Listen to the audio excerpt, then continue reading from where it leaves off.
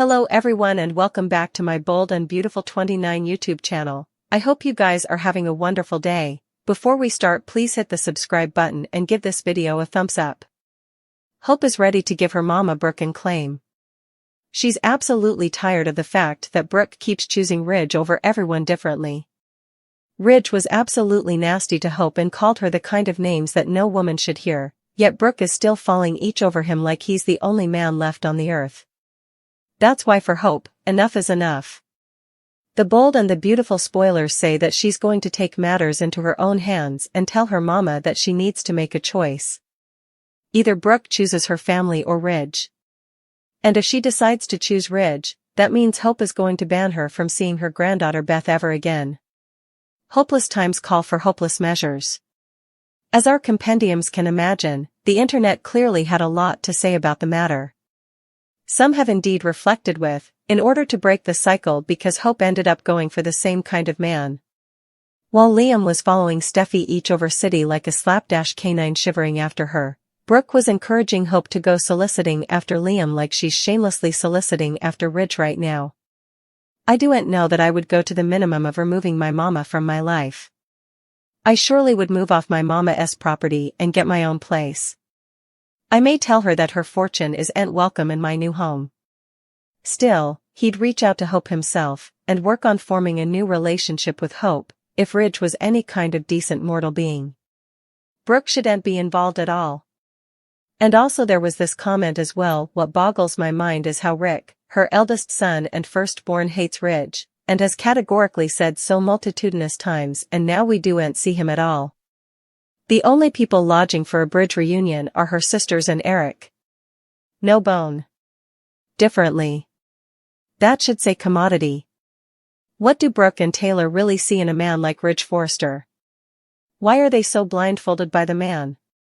Keep reading below for everything you need to know. Both Brook and Taylor have been in love with Ridge for periods, and it seems like they just can't let go of him. Indeed, though he keeps on flip-flopping between the two women. Indeed, though Ridge has chosen to be with Taylor Hayes right now, Brook keeps on pursuing him like he's the last man on the earth. The two women just can't get enough of him, and everyone wants to know why. What's so special about Ridge? The internet clearly did have a lot to say about the matter.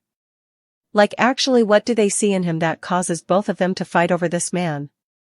The man is a waffler and he makes dresses for a living. Like, what are we talking about then? Plus he's a Casanova who can't commit to anything or anyone long term.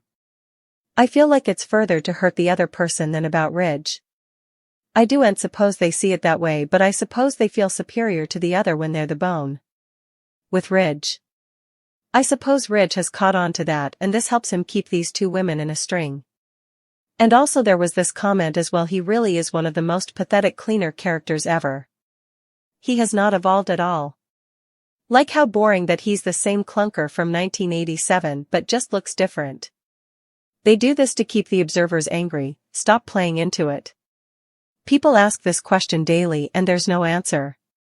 The characters have no quality, and that's how the pens want it. Katie wants to know Daphne's secret. She eavesdropped her discussion with Zend. These are just some of the crucial moments that are unfolding in Los Angeles. Daphne wanted to know what was on Carter's heart.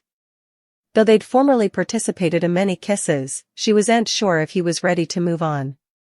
Carter still had Hope on his mind. But Daphne wasn't giving up without a fight. She reminded Carter that his future was with her. Zend eavesdropped their discussion from behind the curtain. He couldn't believe what he was hearing. Daphne has passions for Carter. All this time, Zend assumed that she was a pawn in Steffi's game to get back Forrester Creations. Zend brazened Daphne about that moment. He wanted to know if she fell in love with Carter. She confessed that she knew she was hired to break up FC's golden couple. Still, she has no control over her feelings. She had no idea she'd fall in love with Carter. Meanwhile, Katie was the coming person behind the curtain. She eavesdropped Zend defying Daphne about her scheme with Steffy. Once Zend left the room, Katie possessed Daphne.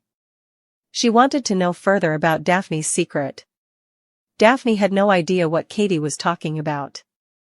Katie compared secrets to potions.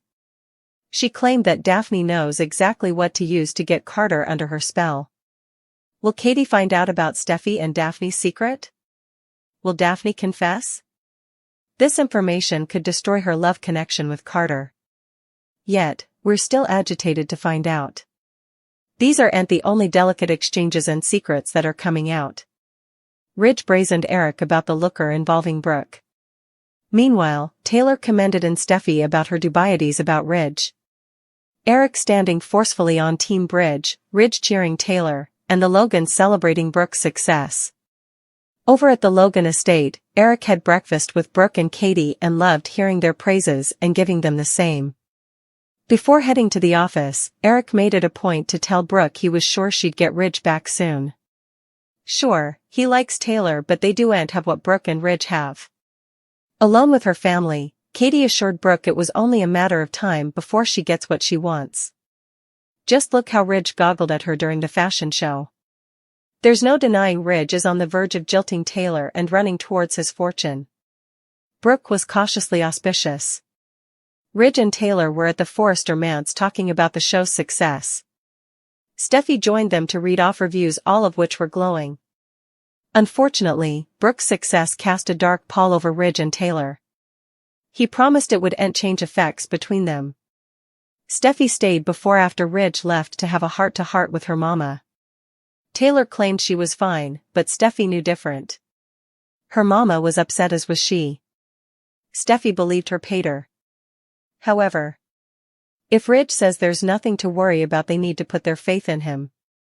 Once at the office, Ridge brazened his father about putting Brook in the Portofino looker trick he and Brook pulled. Eric boasted about it being a brilliant move, despite it blindsiding his son. In fact, that was the point. He wanted Ridge to see what's in his heart. He was showing his son his future, Brook. Ridge baffled at his father's desire to put him back with Brook. He's with Taylor now and refuses to hurt her again. Brook keeps betraying him and Taylor always stays true, and that's that. Well, not so presto. Eric refocused out that Brook didn't betray anyone, and it was time for his son to forgive the woman and put effects right. In the staging room, Daphne was all grins and respects with Carter as she buttered him up. It was all going swimmingly until he brought up Hope. Daphne Rose told him to forget about his partner, especially since he'd her standing right in front of him. The Forrester fashion show has concluded, leaving Brook and Ridge to sputter with the meager press. They say they allowed. The show was over until Brook arrived in the last nanosecond show-stopping gown. Brook says the gown had many differences but was still the vision of the brilliant Eric Forrester. The press asked about having the Forresters back in charge of the company. Both Brook and Ridge note the electric energy of the show. Steffy and Taylor are fuming about the looker. Just also, Steffy gets a textbook about her father and Brook on a livestream. They watch as the press question whether Brook will be wearing her show-stopping gown to an indeed bigger event in the future. Ridge says he can't imagine a bigger event than they just endured. Brook agrees but says with Ridge, "You just no way know."